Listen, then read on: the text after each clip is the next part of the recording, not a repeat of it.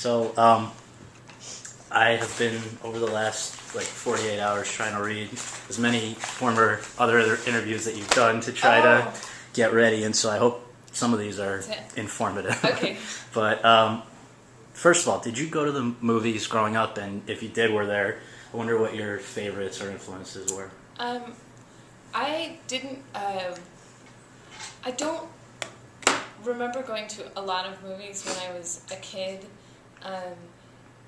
I went to a lot of plays as a kid. I went a lot to the Oregon Shakespeare Festival, which is in Ashland, and different plays in San Francisco at ACT, and just plays. I grew up in Sacramento, California, and just like the community theater, a lot of community theater in Sacramento, which is really fun, actually, and really amazing that people still use their free time to put on, the community theater production of Waiting for Godot or something like that. It's really neat, I think, and I think it's something that's a really cool part of, I think, smaller cities in the United States, that there's some stuff like that. But I don't remember a ton of movies, and I grew up without television, which only served to make me feel like television was a really medium to be prized and loved and sought after. Right. So I have the total recall for anything I see on television, because my brain is completely attuned to it. But films, I remember I used to watch films according to actors I liked, like I think a lot of people do, and I would, I was in love with Gwyneth Paltrow, and I saw, everything she did, and I was, there were various actors that I really, really liked. I liked Tim Robbins, and and I remember when, because movies seemed like something just handed down from gods, and I didn't. And Sacramento is like a town where you don't get a lot of like art house films. It's sort of like if you catch it the one week it's in the theater. But I remember putting together, I think I was like 14 or 15 when I realized, oh my God, like I realized it was the director that did it, like that I was looking at actors that I loved, but really what I was loving was the director.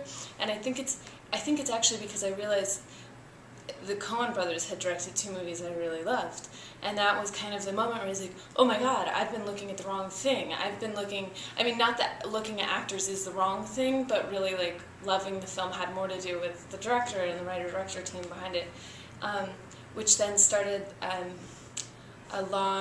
I just watched it. If I liked something, then I just watched everything the director had done, which made me watch like a lot of Woody Allen, and and even like I realized I like John Cleese, so like everything Fawlty Towers and like everything Monty Python, like I just sort of got that kind of, oh, this is what it is. And then when I got to New York for college at Barnard, I had the ability to go to these great movie theaters like Film Forum and Anthology and IFC Center and Angelica and Lincoln Center Plaza and Walter Reed, and which would not only have like extended runs of very small films, but then also retrospectives, so you could actually see things projected and not like on a movie screen, like a computer screen. So I would say it really like burst open for me like late in life, like college, as far as feeling like there was so much that I loved in film. So was it that late that you also discovered an interest in or tried acting, let's say, for the first time yourself, or was it, when did you know that you wanted to be, or that you were an actor? No, acting started early. Acting was, because acting was available to me, I think as it is available to kids, it's a way to participate in, theater and stuff like that, and I did, children's theater. I was in a Shakespeare play, and I had one word, and I did Peter Pan for children's theater, and I did this I had memorized everyone's line, and if someone didn't say their line immediately, I would say it, which I was not liked. But then I did a lot of like acting in high school, and a lot of musicals. And I went to an all-girls high school, a Catholic high school, and there was an all-boys high school. So we had like double plays and double musicals every year. So we got to do 2 plays in the fall and 2 musicals in the spring, as opposed to most schools do like 1 play and then a musical. So a lot of my high school life was just running to different rehearsals and having crushes on boys who were gay. I mean, to be totally honest, it was just like, that was, but I mean, I think a lot, it's like social and,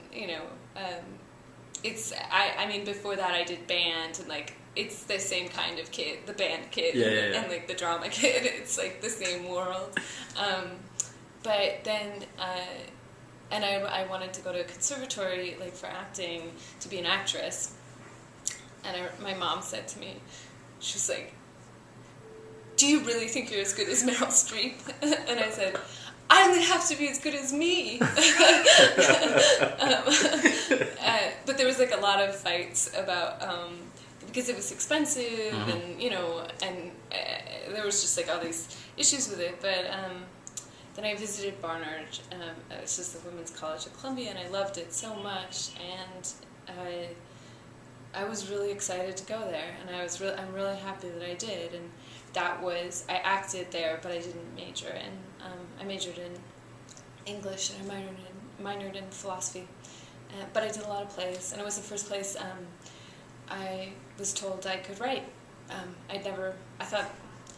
I just thought other people did it, and there were a lot of professors from Juilliard who were teaching at Barnard, and they kind of encouraged me, which was lucky. So how do you then what brings you to the South by Southwest Film Festival, where I guess you hooked up with your early collaborators? Right.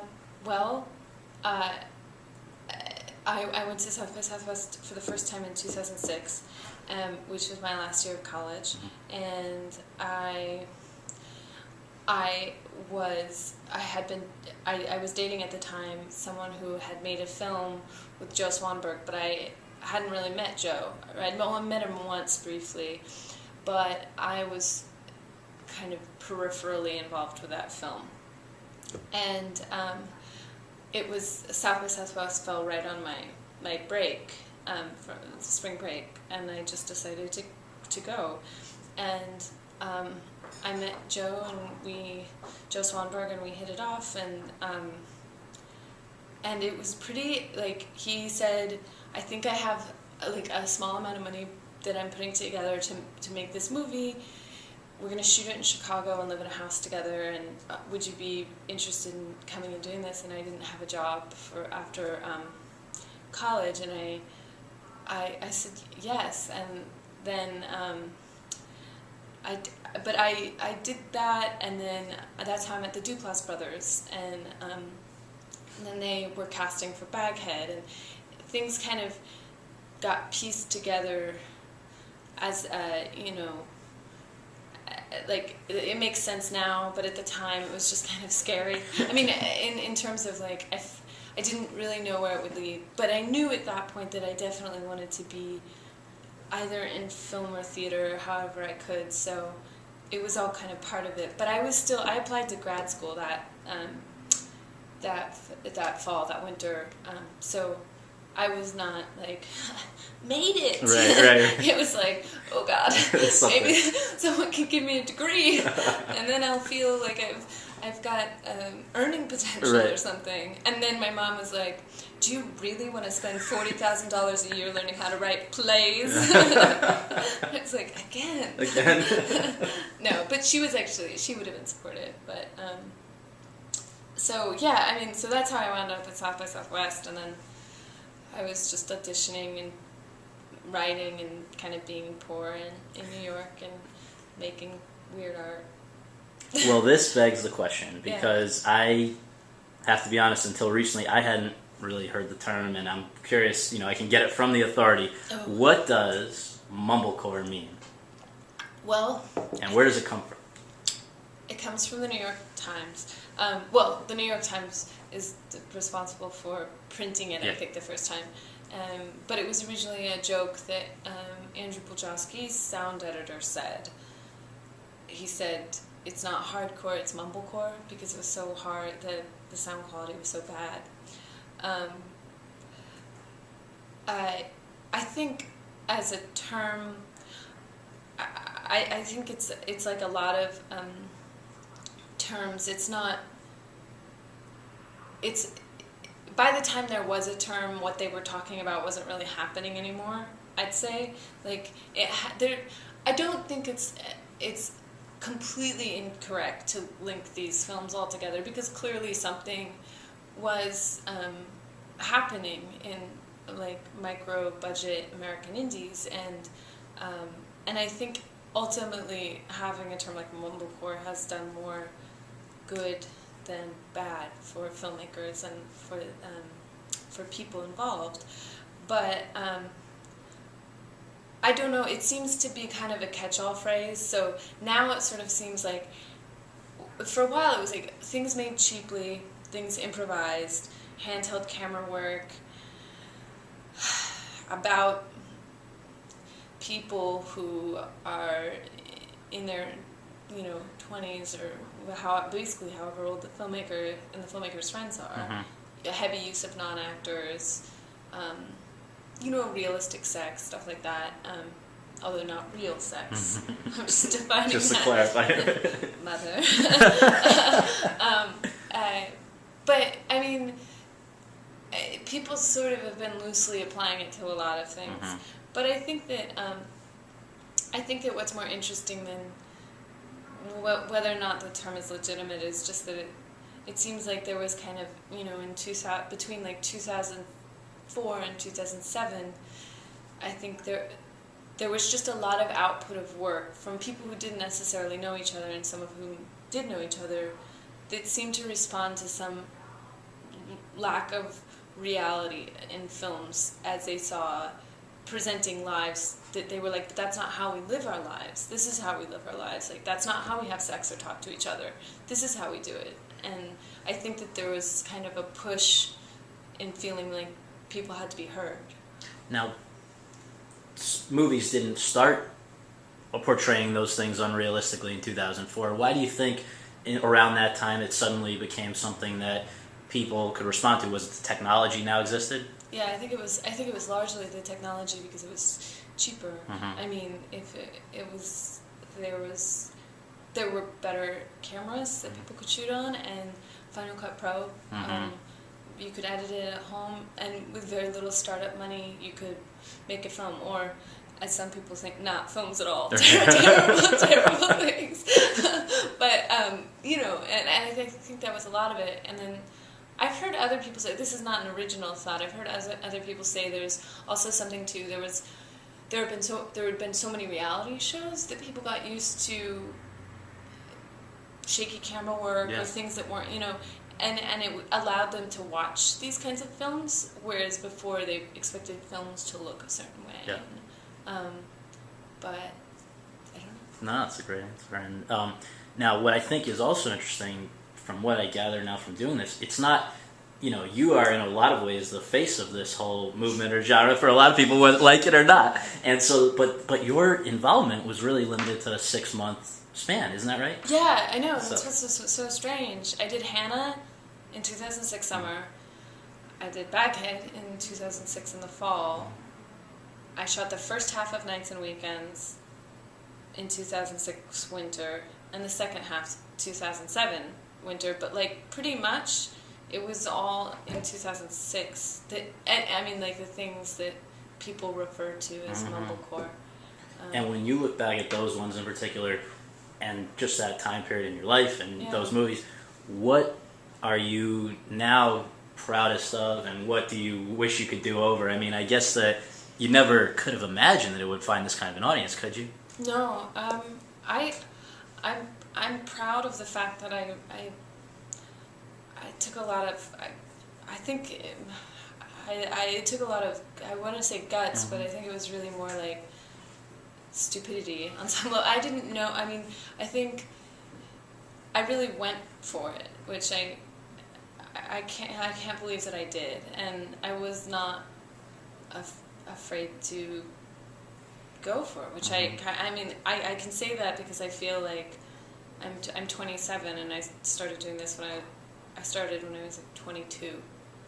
That's not that far away, but like I still have like it's far enough away that I feel that I can be a little bit admiring of my 22-year-old self for just kind of free falling and like learning just on like learning while I was doing it and building these things, but I think that's, I mean, I don't think they're necessarily the things I would make now or how I would act or prepare for stuff now, but I think they're exactly the kind of things that you should be making when you're 22 or 23. That seems, I think those things are messy and they're experiments and they're not careful, and I think I'm really lucky to have found a group of people who were making stuff that I had an outlet.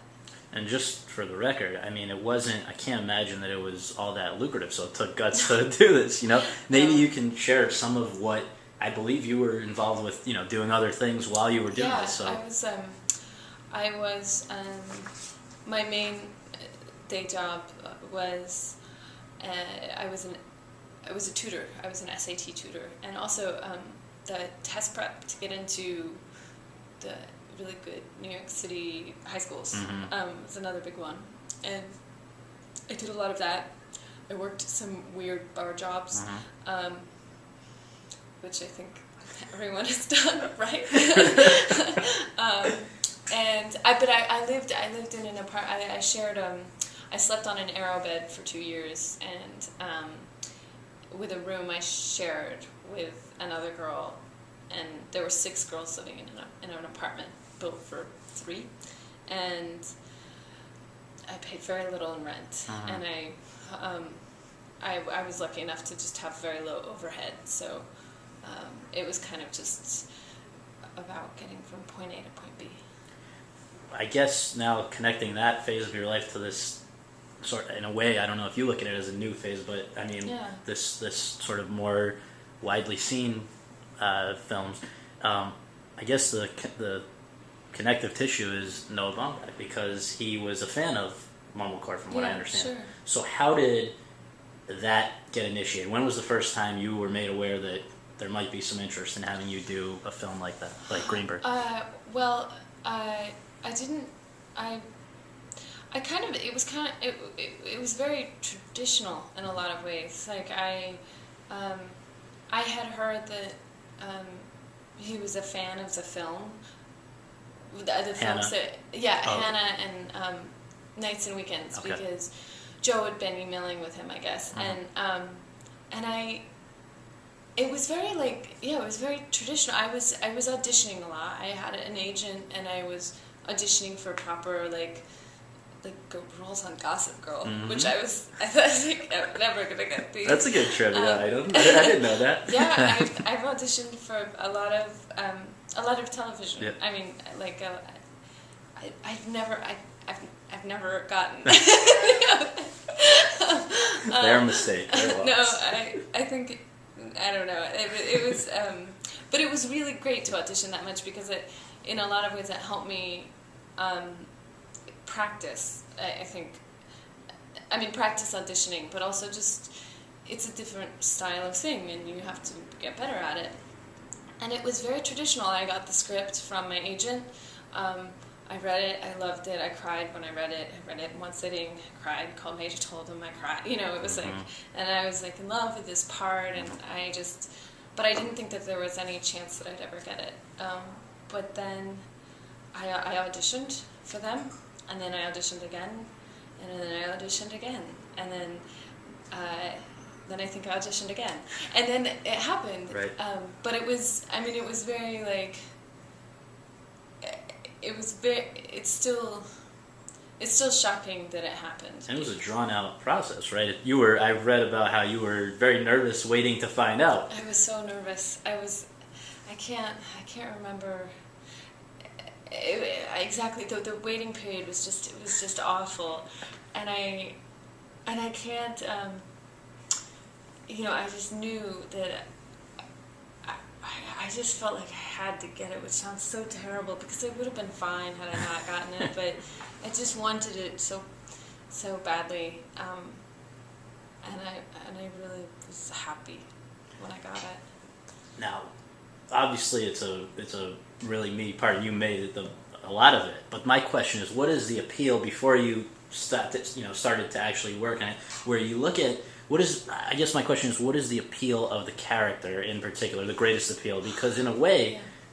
this guy that she's sort of involved with is a tough character to swallow. I mean, a lot of people have used the word unsympathetic, and she falls in with him pretty quickly and stays with him a lot longer than a lot of other people would have. So what made her connect with you?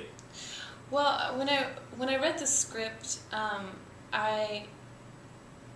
it was so beautiful. It was like reading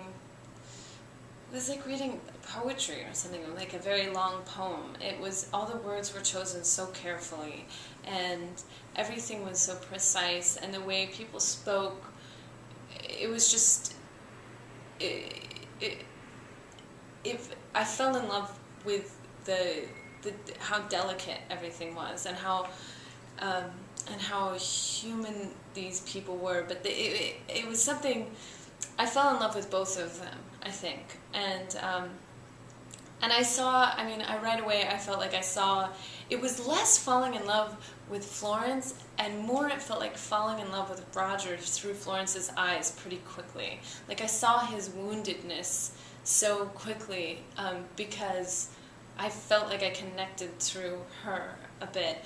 And I remember there's this, when Roger calls her and leaves a message, and when I was reading it, and I was just reading the language, and he's struggling so hard to articulate this emotion that he has, and he's put up so many barriers that he cannot express himself, and I was just crying. The degree to which you prepared in advance of actually starting the production is just amazing to me. I was reading again all kinds of stuff, from physical stuff to the stuff that you wrote, and to the stuff that you just, I guess, mentally created as a backstory. And I hope you would be willing to just touch upon each of those a little bit. Well, making Florence was, I felt, I don't have particularly like one way of doing things, and I think having worked so much with improvising and writing my own material, it was so nice to have this basket of the script and the words and the world that had already been created, and then like filling things out in it. And superficially, I didn't. It's not like a lot of weight. It's not my raging bull moment. But I gained 15 pounds, and it wasn't to be big or unattractive. It was just to not feel great about myself. And it's just enough not to feel your best. It's not, and I think that's the thing about Florence, about how she is. And I read a lot of, I decided she would have read a lot of crime novels. So I read a lot of Lawrence Block, who's a great crime writer. And he writes about New York in the 70s, and they're really awesome. But I read only that stuff. I listened to a lot of 70s singer-songwriter musicians. I had the privilege of being in Los Angeles for a month before the movie started shooting, so I drove around a lot, and I tried to soak up the city. And I think I've said this before, but it really is true. People wear their cities in their bodies and on their faces. I think, like we were just talking about, I was fighting through the pedestrians on Yeah. 42nd Street, but that's a very different experience than you'd have if you were in Los Angeles. Like, they're fighting through traffic. It's a different, I think it's a different psychological experience to have, and so I felt privileged that I got the chance to let it seep into me a little bit, and so I didn't have to fake it.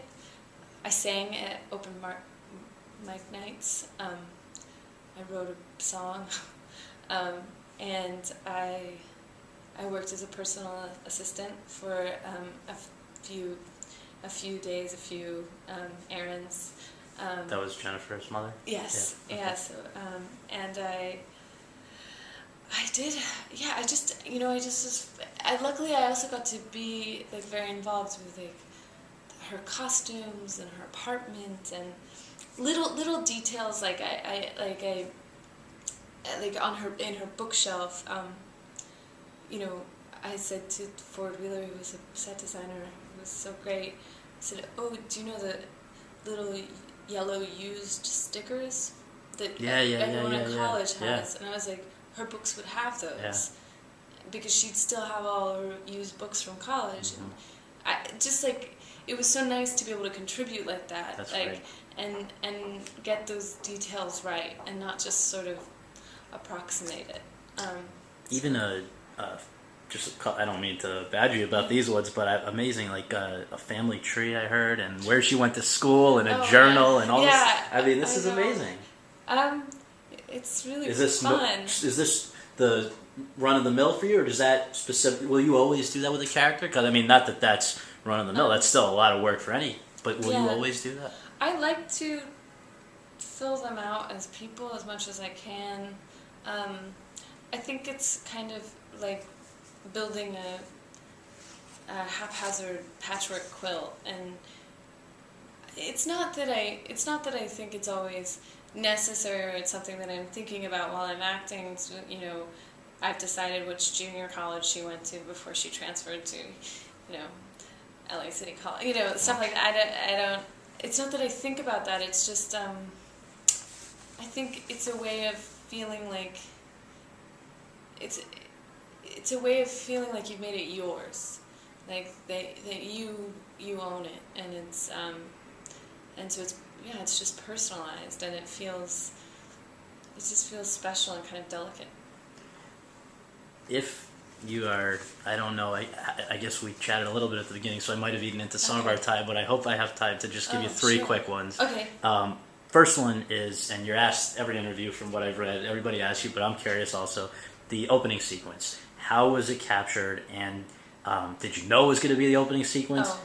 And that first line, was that, are you going to let me in? Was that just captured in the course of doing this, or was that scripted? No. The beginning, I didn't know that it would be the opening sequence. I didn't know it would be the driving, or that's what you mean. I didn't know that that's what it was going to be. There had been others. I knew I was close to the beginning, but I didn't know it was going to be the driving, and it was captured through. It was like a 9-hour day of just driving around LA, wow. and it wasn't with a process trailer. I was actually driving, and Harris Savidians and Noah were in the back seat, and the camera operator was in. One camera operator was in the passenger seat, and the other one was behind, and I think that part of why it works so well is because we did it for so long. It's just I forgot that it was being filmed and that I wasn't alone. It felt like I was alone and driving, and I think it has that quality. But the line, "Are you gonna let me in?" is very much written, and this is, I don't know why I'm nerding out about my own movie, but it's so great that like the first line of the movie, "Are you gonna let me in?" is like the whole movie, and then at the end, Florence's last lines, she says, "Okay, this is you." And I when I read it, I was like, "Oh my god!" It's so like I was so excited. It's just so neat to read something that it's casual, but then when you actually look at it, you're like, "Oh, it works." That's a great one. Yeah, it's just like a little perfect ending. But that kind of begs the question: if everything is scripted so beautifully like that, and yet part of the appeal of why Noah was drawn to Mumblecore movies and you specifically is that you're very good at improv and that sort of thing. Was there room for any improv? I mean, I look at that story about you and the girlfriend being trashed. Even that seems like if anything was going to be improv, that might have been. No, it wasn't improv. That's exactly how it was written. Wow. Like that's word for word. No, there was no improv. I think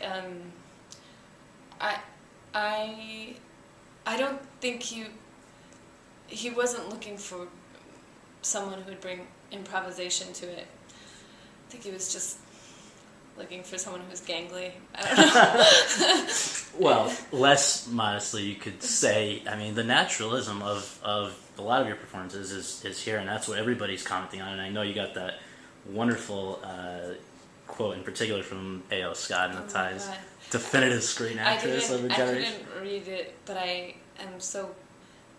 I'm so incredibly flattered. I love his writing and his reviews, and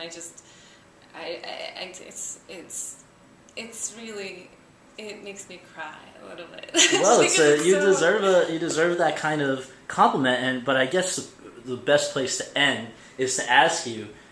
You've told this story in Sure. one or two of these other interviews, and I know that you're not telling it to compare yourself to Marlon Brando. But it's such a wonderful parallel, and I wonder if you could share that and just how your own mindset is impacted by something like that story. So how I'm like Marlon Brando. No, there's a story about Marlon Brando about him when he was in Streetcar early, that, you know, before the movie, before anything, that when he used to come out on stage as Stanley Kwosky, people in the audience thought that a stagehand had wandered onto the stage and kind of, you know, would get embarrassed and like start whispering. They're like, "There's somebody to tell that guy that he's on stage. I don't know."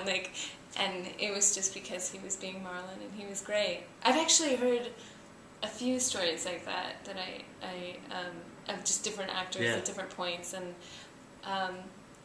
but that was like a story that resonated with me. But because I love that feeling of, you know, that slight discomfort. I think that's also like, you know, especially like certain comedians who have kind of maybe more of like a Lenny Bruce style, when you don't know if you're supposed to be laughing, and you don't, and I think Zach Galifianakis can write a joke, but I think his stage shows have a very absurd quality, and I think now everyone knows he's Zach Galifianakis and you're supposed to laugh, but I think there's always something cool about people that are you supposed to laugh? Right. Are you acting?